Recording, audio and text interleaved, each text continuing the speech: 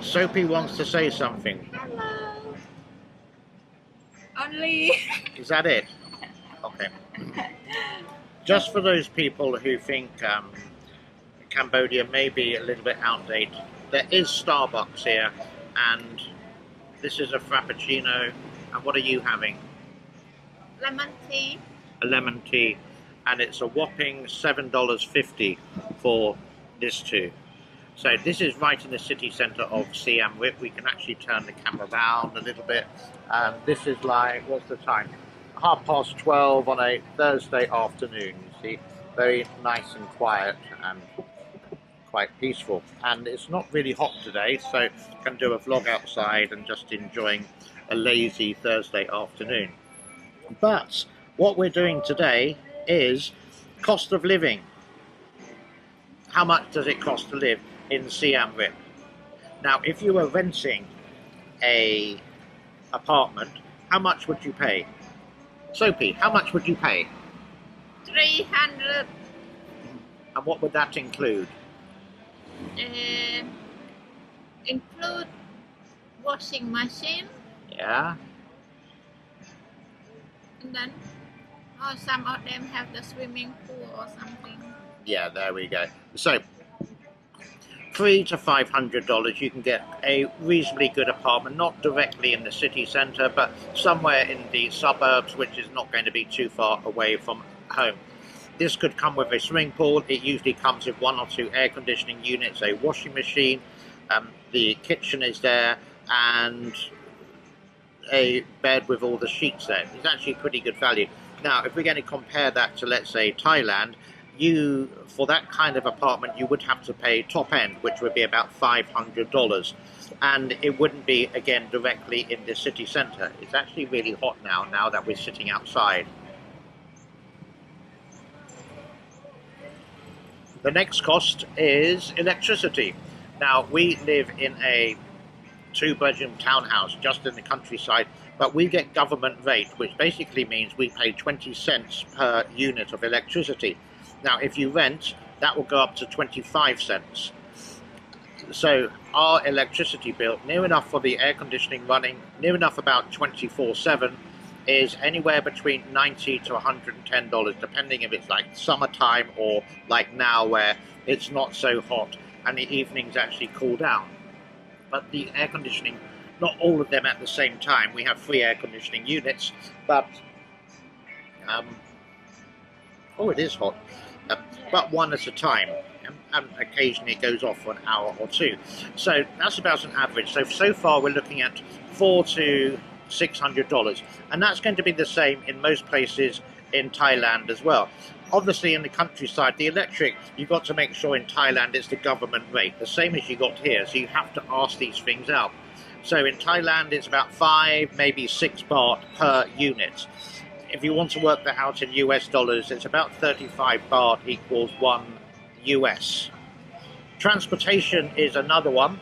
Here, if you get a motorbike, anything under 125cc, like 124, then you don't need a driving license, but make sure you wear a helmet and make sure you go the right way and make sure that you have mirrors. If you don't, then the police would love to stop you and charge you $25 just for the delight of not wearing a helmet. There was one of my subscribers who was in the old market here, and he went down a one-way street, and the police stopped him. Bam, it's a $25, and I think Soapy's done that. We all done that, but the police haven't stopped us yet. Yeah.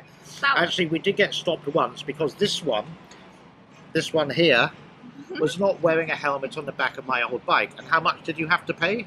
I pay before only I pay for $5. $5 for doing that. So, and if you're riding a motorbike, especially if you're new to this country, even though it's a small 125 and you see lots of locals not wearing a helmet, it doesn't mean you have to. The police, as soon as they see a foreigner, they're going to jack up the price. Now in Thailand it's different. You need to have a motorbike license, and there are a lot more police traps around Thailand. Now, someone actually said to me the other day that you always compare Siem Reap to Pattaya. Well, yeah, they're both resorts towns and they are sort of competition, but it depends what you're looking for. Now, if you want to rent a motorbike, you can do it in both places. Here, I've got one friend here who gets it for $4 a day, and that doesn't include insurance. You have to pay for the gasoline, but I think because you rent it, they will change the oil. But oil changes are really cheap anyhow, which is about $5 a go. I would highly recommend that you get it changed in Honda. I'm being videoed in a different angle now at the moment. Hold on, there you see, look. Woo, hello. Picture taken like that. So you can actually buy a motorbike. Now there's one shop here called Bellini, Benelli. Sophie's motorbike here costs 1,680, but she did get a free mobile phone, which we sold for 140, so it only actually cost 1,540 with a free helmet. And then you have to get the oil changed every 1,000 kilometers, which is about $9 in that particular shop. But think about it, if you rent a motorbike for 2 years, you're going to pay $2,400, yeah? So, if you're going to stay here a long time, you can get a brand spanking new motorbike with free service for cheaper. So, it's all into consideration. Gasoline here is 1,000, no, I'm thinking of a different place, is about 5,400 for 4-star. That's the top grade, like the gold of it. I don't know if this is 92 or 93 or 95 in the United States. It's a pretty similar price. It's about $1.50 per litre. And in Thailand, I'm not too sure. I think it's like 50 baht, but don't quote me. So you can see the prices are similar. Shopping is another one. Now, believe it or not, Sophie and I and 2 cats cost about $200 per week. Yeah. Now, that's me buying some unhealthy milk. That's me buying cornflakes. That's me buying the cat food, the cat litter, the meat, the butter. What else do we buy? Corned beef. Potato. Or you buy the potatoes, I don't. The very cheap cigarettes, which are only $8.50. What else? Beer is like, if you go drinking here, you're looking at 75 cents per glass, which is just under like half a pint. Compared to Thailand, if you just go into a normal bar, you ask for one beer, it's going to be about $2 American. So there's a big difference there.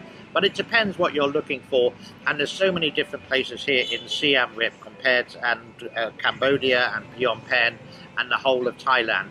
But you can see some of the things which are good, some of the things which are bad. I think it's time for a quick break. I've rabbited on far too long. Cheers from Starbucks. Stop record. Stop recording.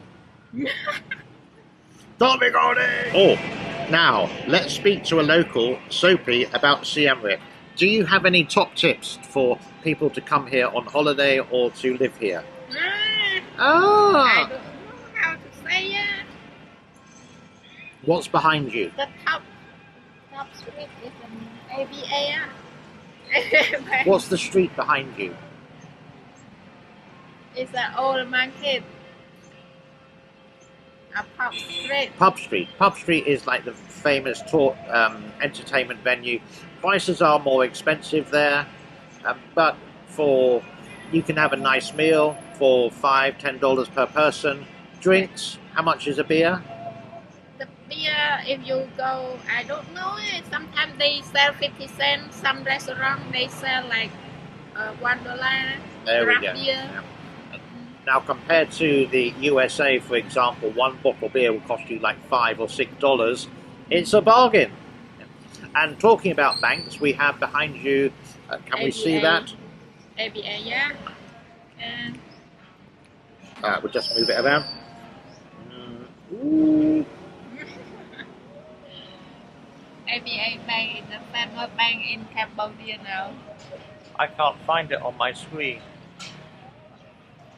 Anyhow, oh, there it is there. So ABA, yeah, just behind, is just you can just go there with not your tourist visa, but your an ordinary visa. Are you busy with someone? Friend. Okay. The neighbor. The neighbor of us, okay, yeah. Anything else? Okay. Oh, she's busy now. Lô trái. Lô trái.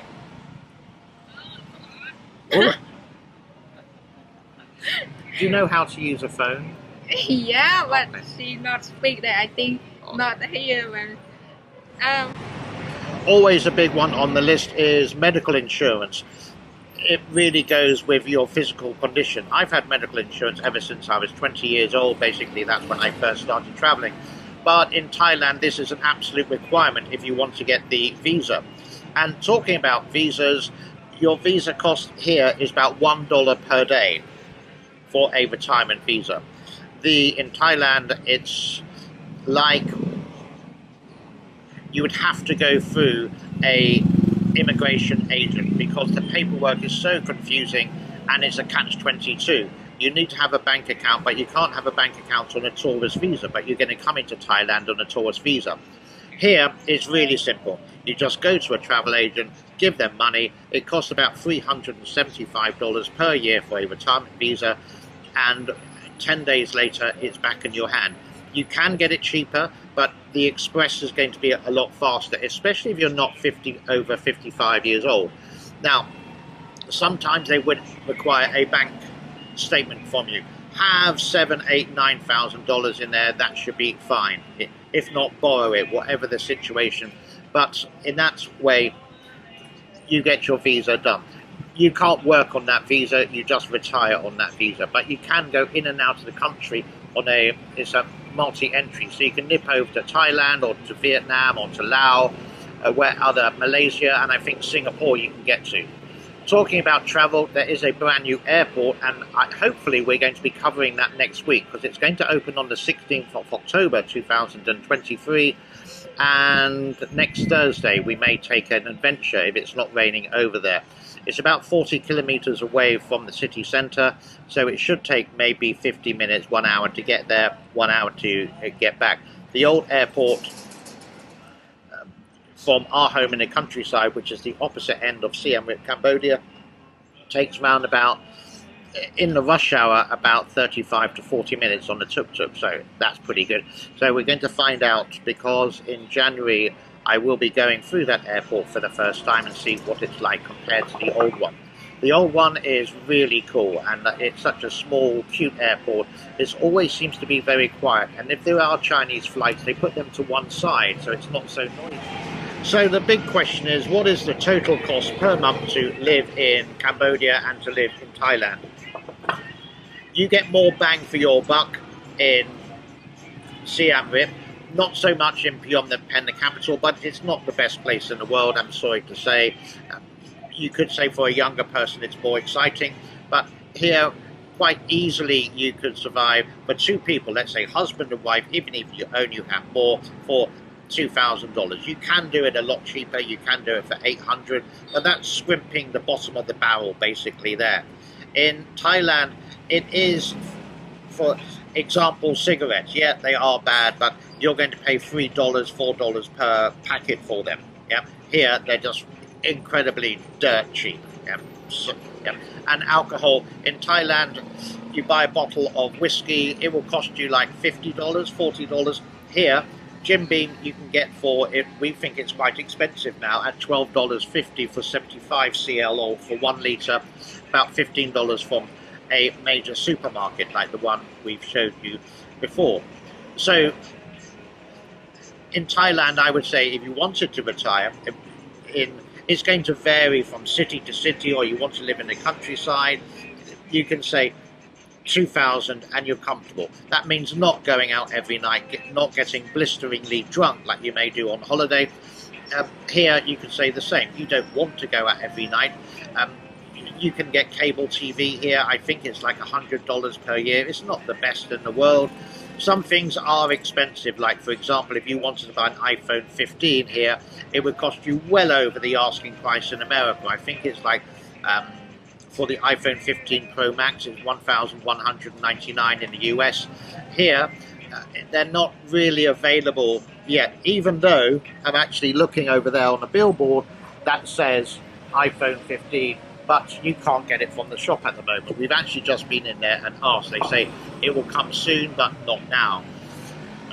regardless of that, it will cost you about 1,500, 1,400 when they actually do come to the shops. Some shops are selling them, but they're going to be asking a ridiculous price there, so you just sometimes have to be patient.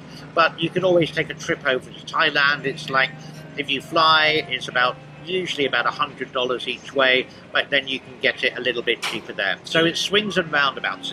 It's what you want in your retirement. If you're tired of living in the US and tired of living in the UK, you have a pension and you have like a minimum of 2,000, then both countries are quite feasible.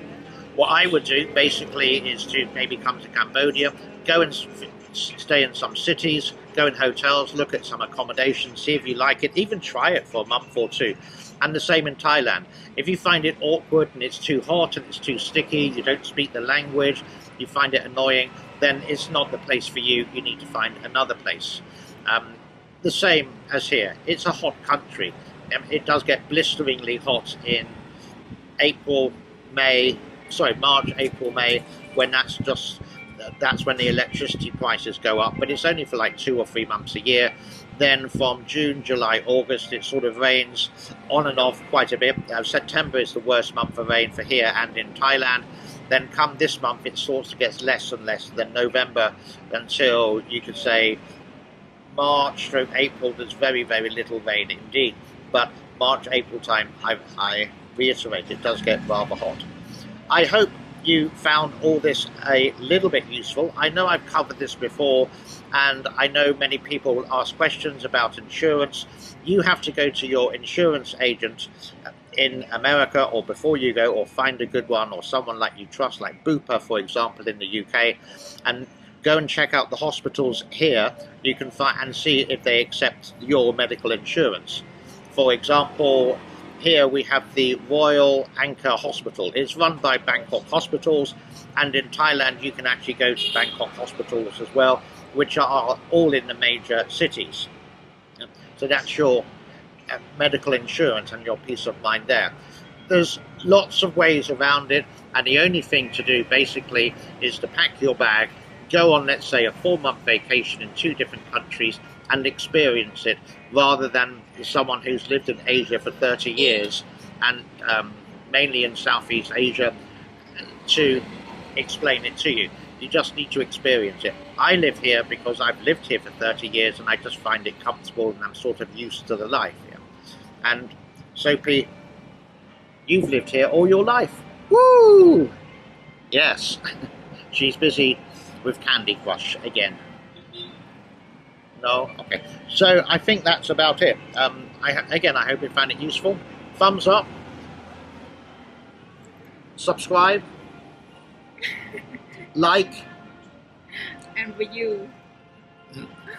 And share. And don't forget to support our kitty cats. Yeah. Any donations, it all goes to the cat fund. Really appreciate that. Let's leave it at there. I will say bye-bye for now. And Sophie will now say bye-bye. Bye-bye. Wish you good luck. Bye.